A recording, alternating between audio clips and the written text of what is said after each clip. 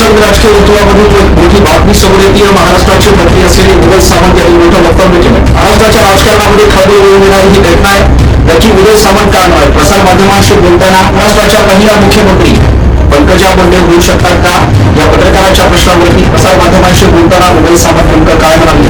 महाराष्ट्राच्या राजकारणावर गोपीनाथ मुंडे यांच्या वारसाची आवश्यकता आहे, गरज असल्याचं देखील मोठं वक्तव्य त्यांनी केलं आहे. नेमकं काय म्हणाले त्या व्हिडिओच्या माध्यमातून जाणून घेऊ.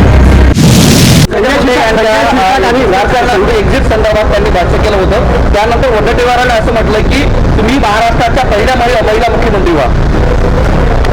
पंकजाताईंचं मी काय वक्तव्य बघितलेलं नाही, परंतु आपण जे विचारतोय त्याच्यावरनं पंकजाताई अतिशय सक्षमपणानं भारतीय जनता पार्टीच्या नेत्या म्हणून काम करत आहेत, एक महिला भगिनी म्हणून काम करत आहेत. मुंडे साहेबांच्या पश्चात अतिशय चांगलं काम त्यांच्या सामाजिक स्तरावर देखील आहे, समाजामध्ये देखील आहे आणि महाराष्ट्रामध्ये देखील आहे.